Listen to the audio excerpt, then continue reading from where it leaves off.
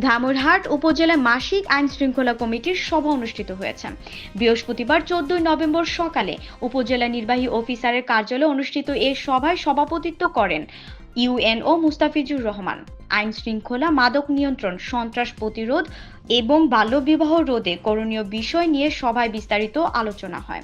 সভায় ইউএনও মুস্তাফিজুর রহমান বলেন, আইন প্রয়োগের পাশাপাশি পলিথিন ব্যাগের ব্যবহার রোধে জনসচেতনতা সৃষ্টি করা জরুরি মনে করে বলেন, অযথা পার্কিং, নিয়ন্ত্রণহীন হেডলাইট ও হর্ন ব্যবহারে জনদুর্ভোগের কারণ হয়ে দাঁড়াচ্ছে। এগুলো নিয়ন্ত্রণে জনগণকে সচেতন করা খুবই গুরুত্বপূর্ণ।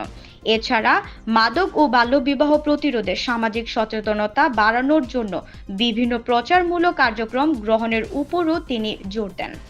সভায় দামুরহাট থানার ওসি রাইসুল ইসলাম, উপজেলার আইন শৃঙ্খলা পরিস্থিতি, বিজিবি বস্তাবর কোম্পানির কমান্ডার সুলতান খান এবং কালুপাড়া কোম্পানির commander K M Shariful Islam সীমান্ত, এলাকার আইন শৃঙ্খলার পরিস্থিতি, মামলার আপডেট, উপজেলা স্বাস্থ্য ও পরিবার পরিকল্পনা কর্মকর্তা স্বপন কুমার বিশ্বাস, বিভিন্ন বিদ্যালয়ের প্রধান শিক্ষক, বনবিট কর্মকর্তা, প্রেস ক্লাব সদস্য এবং ইউপি চেয়ারম্যানগণ উপস্থিত থেকে গুরুত্বপূর্ণ মতামত প্রদান করেন।